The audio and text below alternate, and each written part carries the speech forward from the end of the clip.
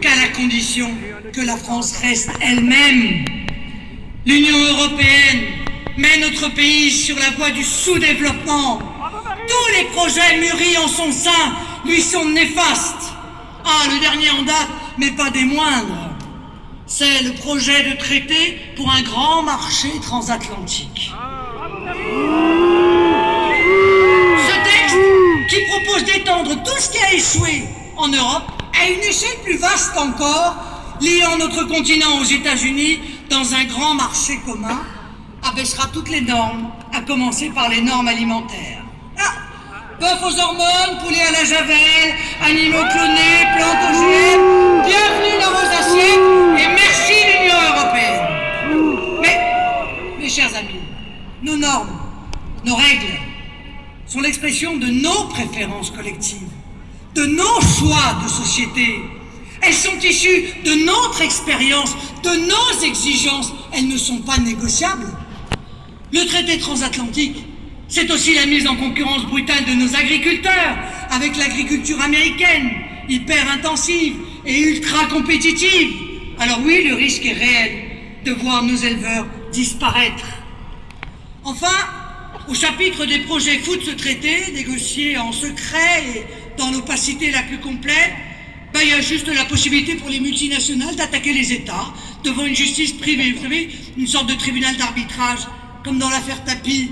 Ça donne confiance, hein? Alors, contre ce qui se décide dans votre dos, la première solution, la plus urgente, c'est d'envoyer au Parlement européen des députés bleu marine, des patriotes, afin qu'ils rompent la loi du silence. Je vous parlais tout à l'heure des périls graves que l'immigration massive fait courir à notre pays. Cette immigration est l'une des conséquences de l'ouverture totale de nos frontières. Nous sommes favorables aux frontières parce que nous pensons qu'en l'absence de frontières, un pays se dissout.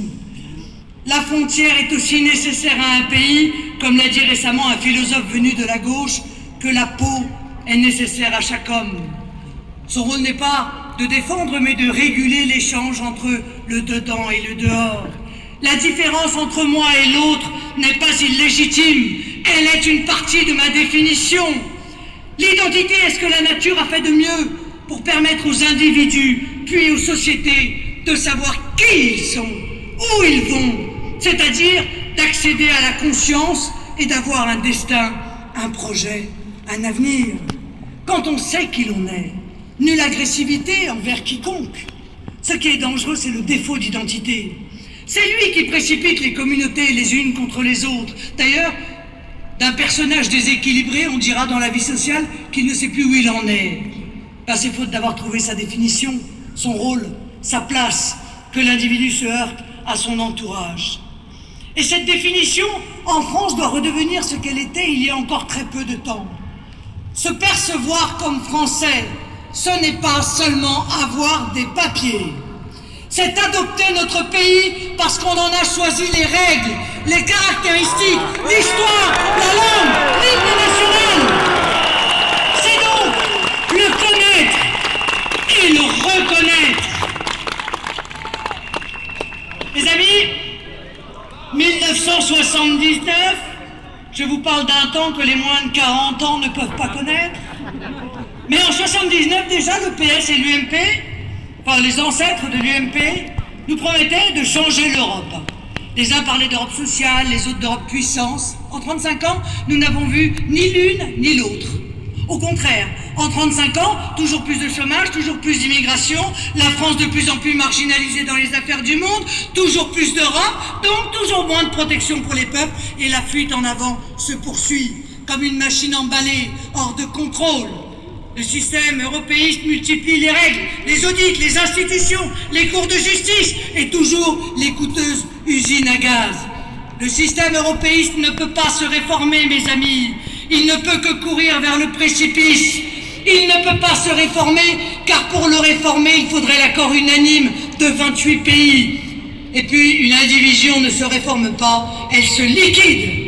Le système européiste ne peut pas se réformer, car sa logique interne est l'ultralibéralisme et son idéologie le mondialisme. c'est-à-dire la loi de l'argent, le totalitarisme du profit à tout prix, au prix de la liberté des hommes, de la sûreté des nations, de l'équilibre de l'économie et de l'identité des peuples. Voilà pourquoi nous voulons que la France, notre patrie, retrouve son indépendance. Une France souveraine proposera à notre continent tout entier une autre architecture. Une France qui sera elle-même proposera une Europe des nations libres. Pour que la France retrouve sa liberté, il faut que nous ayons un groupe puissant et nombreux au Parlement européen au soir du 25 mai prochain. Car à côté de nous, mes amis, dans les patries voisines, se lèvent aussi les peuples européens, prêts à nous rejoindre pour mener cette grande et historique bataille contre l'asservissement et la régression. Car eux aussi sont aux prises avec les européistes de leur pays. Et c'est fou ce que les leurs ressemblent aux nôtres. On dirait que d'un pays à l'autre, ils les ont clonés déjà. Ce sont les mêmes européistes, les mêmes jusqu'à la caricature.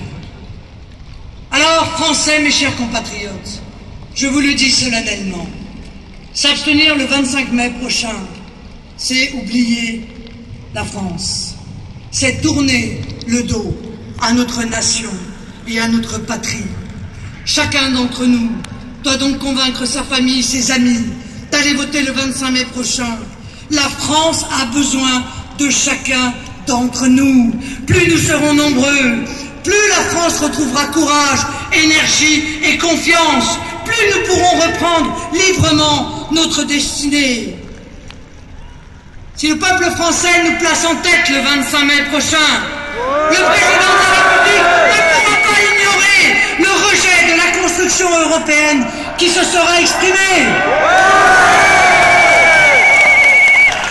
Les instances européennes elles-mêmes seront contraintes de freiner brutalement cette course folle. Car si par l'incompétence et la lâcheté de nos dirigeants, l'Allemagne est devenue le cœur économique de l'Europe, la France a été, est et restera le cœur politique des nations européennes, le pays vers lequel on se tourne afin d'y lire l'avenir des peuples. Si vous dites non, encore une fois, à cette folie européiste, un peu moins de 10 ans, après le référendum de 2005 où vous avez été trahis, la seule solution pour le gouvernement français sera de revenir devant le peuple. La seule solution sera la dissolution de l'Assemblée nationale. La seule solution sera de nouvelles élections législatives et donc le moyen de changer radicalement la politique nationale. Mes amis, nous avons 3 semaines pour convaincre les Français. Ne perdons pas de temps pour ne pas perdre une seule voix.